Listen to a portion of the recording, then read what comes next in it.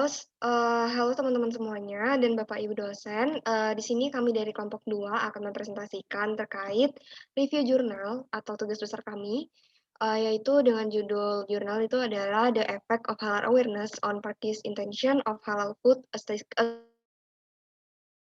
Study in Indonesia.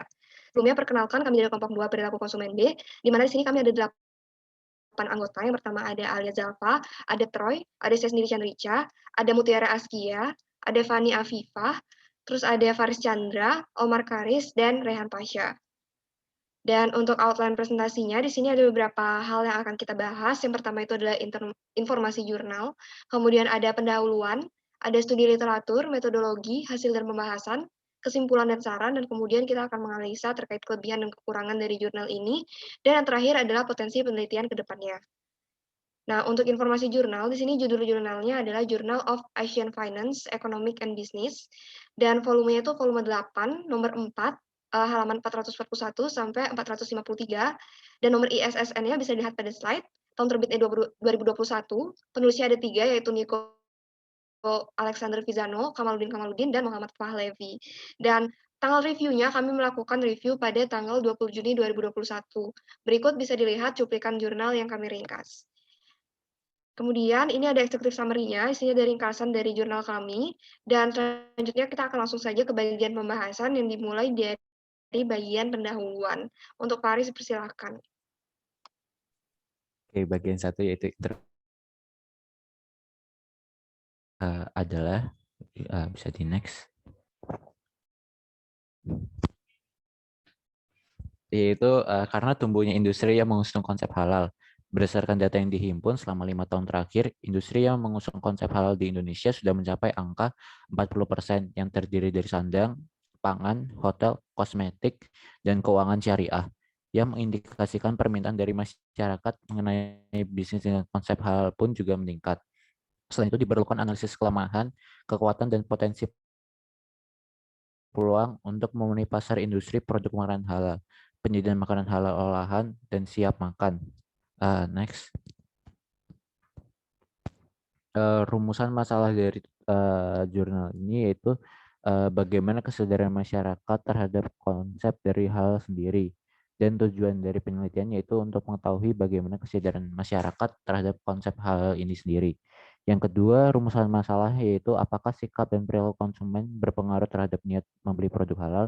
Tujuan penelitiannya yaitu untuk mengetahui sikap dan perilaku konsumen yang berpengaruh terhadap niat membeli produk halal.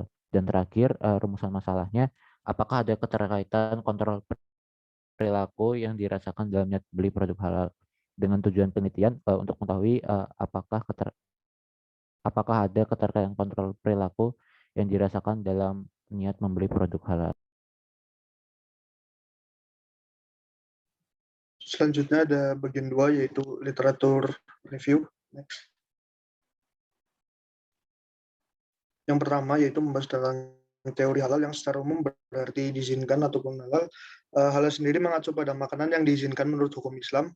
Untuk prosedur dan standar halal tidak hanya sebatas mengikuti dalam bentuk ajaran eksplisit saja, tetapi juga pada kebersihan dan kontrol kualitas. Contohnya itu ada MUI atau Majelis Ulama Indonesia yang merupakan lembaga pengawasan produk beredar di masyarakat dengan memberikan sertifikat halal, sehingga produk dapat mencantumkan label halal pada produknya. Next. Yang kedua itu ada teori of planned behavior yang didasarkan pada asumsi bahwa manusia merupakan makhluk yang rasional dan menggunakan informasi yang sistematis. Teori ini memberikan kerangka kerja untuk mempelajari sikap terhadap perilaku. Berdasarkan teori ini, hal terpenting dari perilaku seseorang merupakan niat untuk berperilaku. Niat individu sendiri untuk menampilkan suatu perilaku merupakan kombinasi dari sikap untuk menampilkan perilaku tersebut dan norma subjektif. Semakin kuat niat seseorang untuk menampilkan perilaku tertentu, maka akan semakin berhasil dia untuk melakukannya.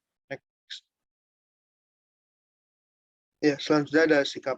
Sikap sendiri mengacu pada sejauh mana seseorang memiliki penilaian yang menguntungkan atau tidak menguntungkan. Secara umum, semakin baik sikap dan subjektif terhadap perilaku dan semakin besar kontrol perilaku yang dirasakan, maka akan semakin kuat niat individu untuk melakukan perilaku yang dipertimbangkan.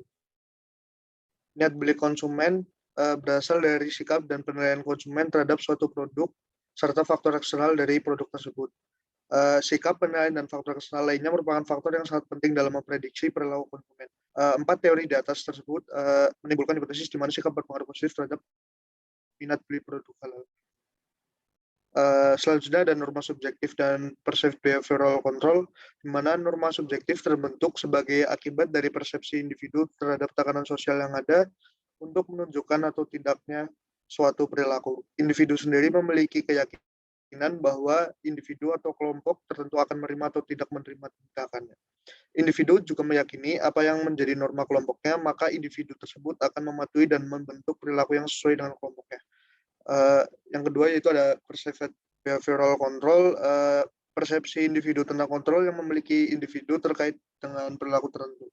Semakin seseorang merasa ada banyak faktor pendukung dan sedikit faktor penghambat untuk dapat melakukan suatu perilaku, maka akan semakin besar pula kontrol yang mereka rasakan terhadap perilaku tersebut. Next. Ya, selanjutnya ada minat beli. Minat beli yang dimiliki konsumen berasal dari sikap dan penilaian konsumen terhadap suatu produk serta faktor eksternal dari produk tersebut. Banyak perusahaan yang memberikan pelayanan yang serupa dan rata-rata memiliki citra yang baik di mata pelanggan. Selanjutnya ada kesadaran halal. Pengetahuan Muslim tentang konsep halal, proses halal, dan menganggap bahwa mengkonsumsi makanan halal itu menjadi satu poin yang penting karena semakin besar tingkat pemahaman seorang Muslim terhadap kesadaran halal, maka akan semakin positif perilaku seorang Muslim terhadap isu-isu yang berkaitan dengan halal. Next. Yang terakhir adalah kerangka awal penelitian. Mengacu pada teori dan penelitian sebelumnya, terdapat hubungan antara variabel yang meliputi sikap, norma subjektif, dan kontrol perilaku yang dirasakan, niat beli, kesadaran halal, dan perilaku pembelian berpengaruh positif terhadap perilaku membeli produk halal. Penulis membangun model penelitian sebagai gambar di bawah kiri berikut, dan yang di bagian kanan ini ada hipotesisnya. Next. Bab selanjutnya adalah metodologi penelitian. Next. Yang pertama adalah pengertian variabel operasional dan indikator. Pada penelitian ini kita jelaskan bahwa metode yang digunakan adalah metode kuantitatif. Adapun beberapa instrumen yang digunakan adalah sikap adaptasi AT1 sampai AT5. Yang kedua adalah norma subjektif. Yang ketiga adalah perceived behavioral control menggunakan PC1 sampai PC4. Yang nomor 4 adalah niat menggunakan 5 item yaitu P1 sampai P5. Yang kelima adalah kesadaran halal akan menggunakan 3 item yaitu H1 sampai H3. Yang terakhir adalah perilaku pembelian dengan menggunakan 3 item yaitu P1 sampai P3. Ya, butir pertanyaan diberikan kepada 5 pilihan jawaban sesuai dengan tingkat kesetujuan mereka. Pengolahan data dilakukan dengan menggunakan PLS dan menggunakan software PLS versi 3.0 sebagai alat bantunya. Adapun populasi yang digunakan dalam penelitian ini adalah sebanyak 315 orang yang kemudian disaring menggunakan teknik sampel random sampling. Sampel ini diambil dari sebuah perguruan tinggi swasta di Tangerang, Indonesia, dan setelah diolah menggunakan teknik kemudian didapatkanlah sebanyak 216 sampel yang valid. Next. Ini adalah alur penelitiannya, yaitu merumuskan masalah, setelah itu melakukan studi literatur, merumuskan tujuan, lalu kita akan melakukan pengumpulan data, lalu melakukan pengolahan data, lalu kita akan menganalisanya dan memberikan kesimpulan dan saran. Next. Selanjutnya adalah bagian hasil dan yang pertama ini ada hasil pengujian dan pengolahan data. Di sini terdapat 5 poin yang dilakukan oleh penulis. Jadi yang pertama adalah hasil pengujian dari validitas dan reliabilitas indikator. Pada penelitian ini, penulis menggunakan indikator dengan uji validitas dan reliabilitas dengan menggunakan nilai Cronbach, alpha, dan composite reliability. Kemudian setelah itu dilakukan uji validitas konvergen, di mana pada hasil penelitian ini penulis menghadapi tahap uji validitas konvergen konvergen yang didapatkan hasil pengolahan menggunakan sistem Smart PLS 3.0. Dan juga semua indikator memiliki nilai loading factor di atas 0,5 sehingga validitas konvergen model penelitian ini telah memenuhi syarat. Kemudian juga penulis melakukan uji validitas diskriminanan di mana hasil penelitian yang didapat itu menunjukkan bahwa semua konstruk memiliki nilai akar kuadrat API di atas nilai korelasi dengan konstruk lain lainnya yang dinilai melalui kriteria Fornell-Larger. Dan juga demikian juga nilai cross-loading semua item dari suatu indikator lebih besar dari item indikator lainnya, sehingga dapat disimpulkan bahwa model tersebut telah memenuhi diskriminan validity, dan juga kemudian dilakukan evaluasi kolinearitas untuk mengetahui ada tidaknya kolinearitas pada model. Kemudian penulis melakukan uji untuk mencari kolinearitas, perlu dilakukan perhitungan VIF pada masing-masing konstruk. Jadi jika skor VIF lebih besar dari 5, maka model tersebut memiliki kolinearitas seperti pada terlihat di tabel 4 di atas ini. Dan semua skor VIF kurang dari 5, yang artinya model ini tidak memiliki kolinearitas. Next. Kemudian penulis juga melakukan pengujian keandalan konstruk, di mana hasil penelitian ini didapatkan bahwa nilai composite reliability dan Cronbach alpha yang direkomendasikan lebih dari 0,7, sehingga didapatkan uji reliabilitas menunjukkan bahwa semua konstruk memiliki nilai composite reliability dan Cronbach alpha lebih besar dari 0,7, sehingga hal ini menjadi memenuhi semua kesimpulannya yang bahwa semua konstruk telah memenuhi reliabilitas yang dipersyaratkan.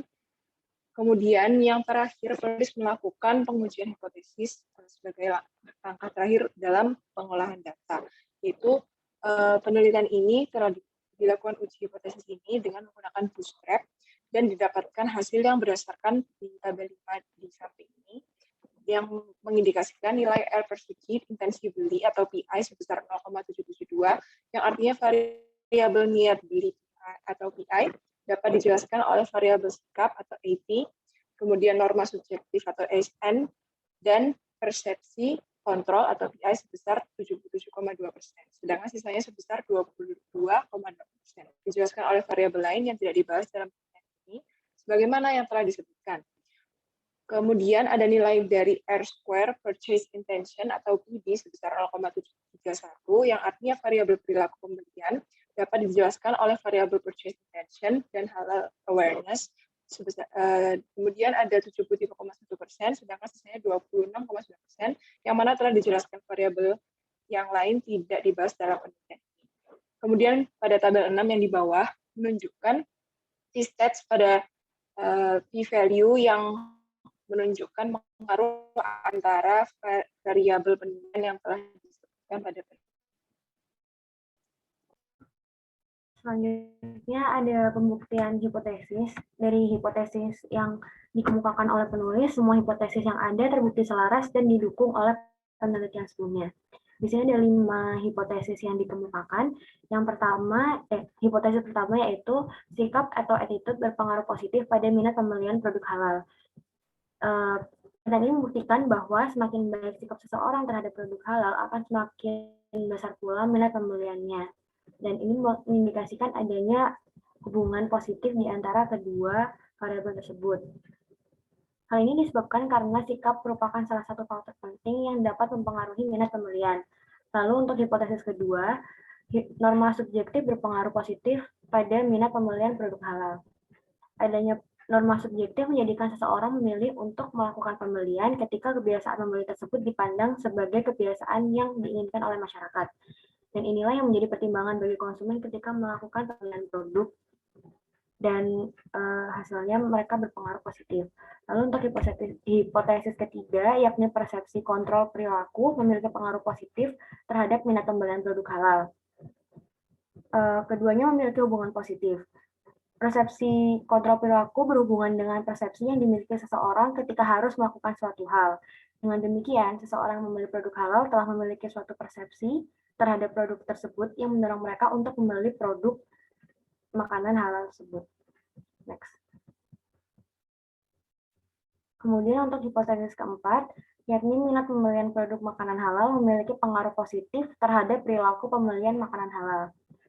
Minat diasumsikan sebagai faktor motivasional yang mempengaruhi perilaku sekaligus mengindikasikan minat pembelian.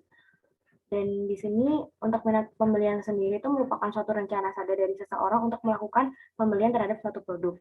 Karena mereka variabel-variabel ini memiliki pengaruh positif, dapat disimpulkan bahwa seseorang melakukan pembelian terhadap produk-produk makanan halal tersebut telah melakukan dan membuat keputusan secara sadar untuk membeli sesuai dengan minat yang mereka miliki. Lalu untuk hipotesis terakhir atau hipotesis kelima, yaitu kesadaran halal cukup mempengaruhi minat pembelian dalam kebiasaan pembelian seorang konsumen produk halal. Di sini kesadaran yang dimaksud merupakan pengetahuan dan pemahaman mengenai informasi apa yang boleh dan tidak boleh untuk dikonsumsi oleh seorang muslim. Ketika konsumen telah memiliki kesadaran terhadap produk makanan halal, mereka akan cenderung memilih untuk membeli produk tersebut, sehingga dapat dibilang mereka telah memiliki minat pembelian dan kemudian diikuti dengan perilaku membeli produk tersebut. Next. Lalu selanjutnya di sini ada kaitan antara pembahasan dan dengan teori persepsi. Pertama, persepsi merupakan proses penerjemahan dari stimuli-stimuli yang diterima oleh sensor indera manusia. Nah, dari produk-produk halal dapat diketahui mereka mempunyai label halal yang dikeluarkan oleh MUI yang dapat dilihat juga dari komposisi-komposisi yang ada pada produk. Sehingga hal tersebut membentuk persepsi melalui indera penglihatan atau vision. Nah, informasi mengenai produk tersebut akan membentuk suatu persepsi dan juga informasi tentang reaksi yang diberikan oleh masyarakat di sekitar juga mempengaruhi norma subjektif yang dianut oleh konsumen. Sehingga ketika kebiasaan pembelian ini mendapatkan timbal balik positif, hal tersebut akan meningkatkan persepsi baik pada produk makanan halal dan minat pembelian terhadap produk tersebut dan berlaku sebaliknya. Dari sini dapat dilihat bahwa hasil positif pada pengujian hipotesis menandakan bahwa pemasar dapat menggunakan wawasan jurnal untuk pengembangan strategi dari penjualan produk tersebut. Nah, hal tersebut digunakan untuk mempengaruhi interpretasi konsumen mengenai makna produk di pasar relatif. Next.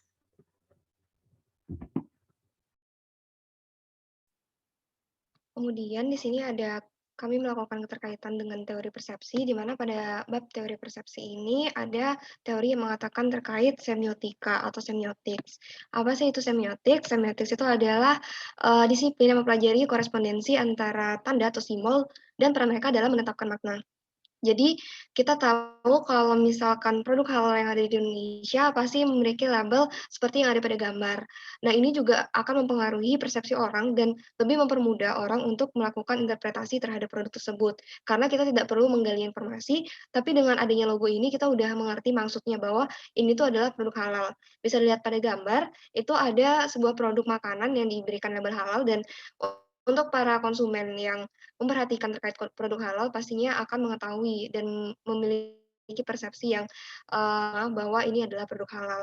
Dan jika dilihat pada tabel yang ada di gambar, itu ada hubungan atau relationship dari teori semiotika, di mana di sini ada objek, di mana di sini ada produk makanan, kemudian sign-nya itu ada logo dari MUI tersendiri, dan interpretasinya itu adalah menginterpretasikan bahwa produk ini adalah produk yang halal.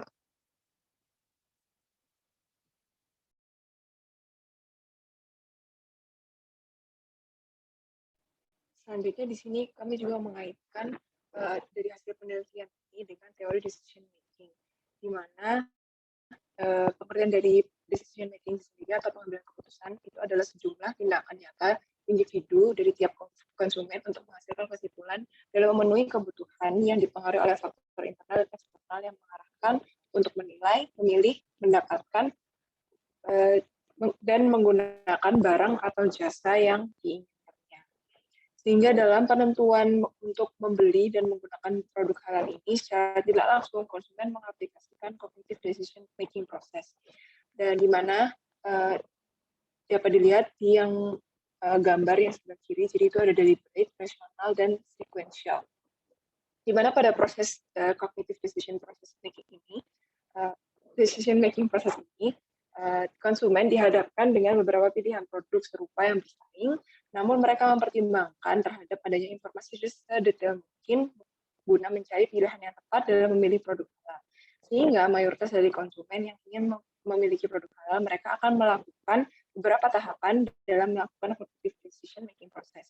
Yang pertama adalah untuk mengenali permasalahan dan kebutuhannya, yaitu untuk membeli produk halal. Selanjutnya, konsumen juga akan mulai melakukan pengumpulan data dan informasi mengenai produk mana saja yang termasuk halal dan tergolong direkomendasikan bagus.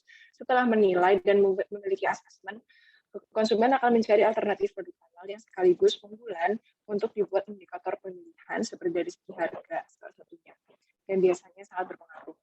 Kemudian konsumen akhirnya selesai melakukan asesmen dan jatuh pada pilihan terakhir yang menurutnya produk halal tersebut bagus dan sesuai dengan kebutuhan. Yang terakhir, konsumen mampu melakukan evaluasi terhadap produk halal yang dibelinya dan apakah cocok dan layak untuk dibeli kembali. Jika tidak, pada kesempatan berikutnya konsumen dapat membeli produk halal yang lain yang telah masuk ke daftar alternatifnya. Next.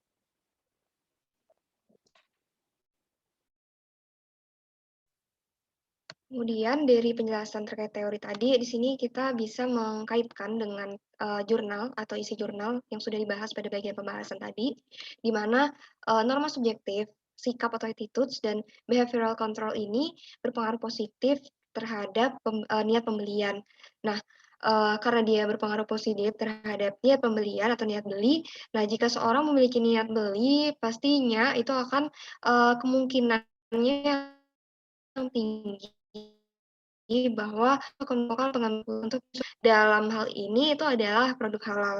Nah, berpikir secara rasional karena adanya halal awareness. Nah, seorang yang memiliki halal awareness, maka mereka itu akan secara rasional atau cenderung lebih selektif dalam memilih produk makanan yang akan dibeli. Nah, label halal adalah penentu utama.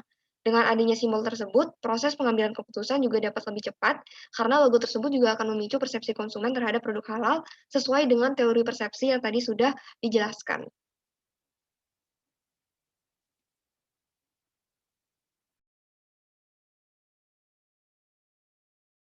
Selanjutnya kesimpulan dan saran. Next.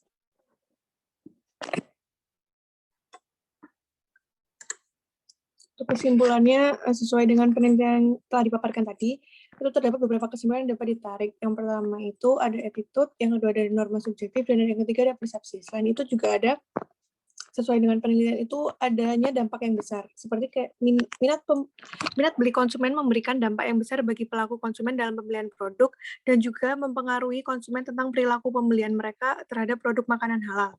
Selanjutnya, tingginya kesadaran itu penting bagi penjual untuk menunjukkan bahwa produk mereka telah terverifikasi halal, karena tingginya tingkat kesadaran konsumen dan juga dapat menarik perhatian konsumen terhadap produk mereka. Dan yang terakhir adanya sebuah pandangan baru. Penelitian ini juga memberikan pandangan baru bahwa adanya persepsi tersendiri bagi konsumen dan terdapat tahapan pengambilan keputusan atau decision making dalam perilaku konsumen terhadap produk halal sesuai dengan yang telah dijelaskan tadi. Next.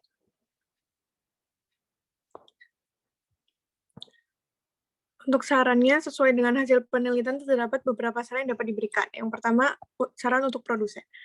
Produsen produk halal sebaiknya bisa meningkatkan kembali persepsi kesadaran produk halal terhadap produk mereka. Karena tidak sedikit masyarakat yang mencari produk-produk halal, terlepas apakah produk itu adalah makanan ataupun barang.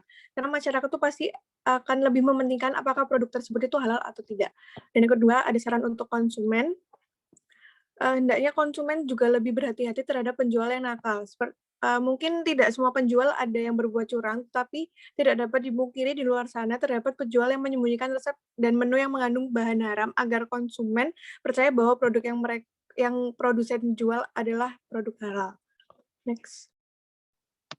Kemudian di sini ada kelebihan dan kekurangan. Untuk kelebihan penelitian, di sini secara umum jurnal ini memberikan pemaparan yang cukup komprehensif, walaupun jumlah halaman yang cenderung sedikit atau 13 halaman, namun pembahasan yang diberikan cukup padat ringkas, dan juga on point. Nah, dari kelebihan ini kita melakukan poin-poin juga, ada 5 poin. Nah, yang pertama itu adalah concern dalam menyajikan data. Pada bagian pendahuluan, peneliti memberikan data yang sangat lengkap, sehingga mendukung bahwa permasalahan yang diangkat memiliki urgensi yang tinggi, khususnya di Indonesia. Jadi data-data itu sangat mendukung untuk bagaimana sih permasalahan terkait produk halal ini di Indonesia. Yang kedua itu adalah pemaparan yang sangat lengkap. Memberikan pemaparan yang sangat lengkap pada bagian literatur, sehingga pembaca baik yang sudah profesional maupun pembaca yang masih awam dapat memahami terkait seluruh konteks bahasan yang terdapat pada jurnal. Dan yang ketiga ini adalah teori dan model memiliki analisis yang jelas. Nah, teori dan model analisis yang digunakan dalam penelitian sudah sangat komprehensif. Ditinjau dari bagian daftar pustaka, jurnal ini juga mengambil referensi dari sumber yang valid, kredibel, dan memiliki korelasi dengan poin bahasan pada jurnal. Kemudian yang keempat, kelebihan itu adalah pengolahan data yang baik. Peneliti mampu mengolah data dengan baik sehingga pokok bahasan yang dijelaskan sangat efektif. Bagian pembahasan yang dibagi menjadi beberapa poin bahasan memberikan kemudahan bagi pembaca terhadap kesimpulan hasil olah data yang dilakukan. Ditambah lagi, penjelasan yang diberikan juga menggunakan pemilihan kata dan kalimat yang mudah dimengerti. Dan yang terakhir, kelebihan itu adalah memiliki manfaat yang baik. Hasil penelitian memiliki manfaat yang signifikan untuk implementasi bisnis secara berkelanjutan. Penelitian ini dapat dijadikan sebagai acuan maupun pertimbangan para marketers atau pemasar untuk mengetahui kecenderungan perilaku konsumen terhadap produk halal. Ditambah lagi di Indonesia itu adalah negara dengan mayoritas penduduknya adalah Muslim. Dan terkait kekurangan, di sini ada beberapa poin yang kami lihat bahwa jurnal ini masih memiliki beberapa hal yang harus diperbaiki. Yang pertama adalah informasi yang singkat. Pada bagian metodologi, peneliti memberikan informasi yang cenderung singkat dan masih kurang lengkap, khususnya informasi terkait alur dan waktu penelitian secara spesifik. Dan yang kedua itulah populasi dan sampel. Pemilihan populasi dan sampel yaitu 315 mahasiswa di salah satu perguruan tinggi swasta di Tangerang itu dirasa terlalu general atau kurang tepat karena produk halal ini biasanya dikonsumsi oleh target konsumen yang spesifik yaitu masyarakat muslim. Jika kuesioner ini disebar dan diisi oleh masyarakat non-muslim yang relevansinya kurang terhadap produk halal, maka ini juga akan menimbulkan bias pada hasil penelitian dan pengolahan data yang dilakukan. Dan yang terakhir ada kesalahan dalam menginput data yang ada di jurnal ini karena tidak sinkron antara bagian abstrak dan bagian metodologi penelitian. Pada bagian abstrak dijelaskan bahwa jumlah populasi yang digunakan itu adalah 410, dan sedangkan pada bagian metodologi dijelaskan bahwa sampel ini memiliki 315 sampel atau populasi, yang kemudian saring menjadi 216 sampel. Berikutnya ada potensi penelitian ke depannya.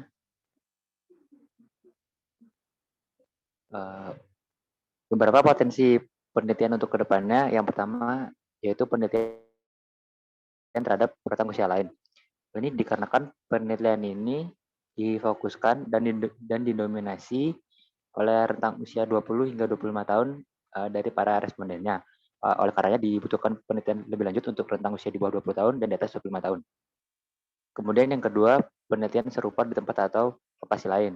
Hal ini dikarenakan penelitian ini dilakukan di daerah Tangerang yang dimana mayoritas penduduknya adalah Muslim. Dengan melakukan penelitian di daerah lain, misalnya di daerah dengan mayoritas penduduk non-Muslim, hasil teori penelitian ini dapat dibuktikan apakah tetap berlaku di daerah lain ataupun tidak. Lalu yang ketiga, penelitian terhadap kepercayaan konsumen kepada vendor dan pasar produk makanan halal. Hari ini karena kepercayaan konsumen kepada vendor dan pasar produk apakah berpengaruh jika produk yang dipasarkan adalah makanan halal.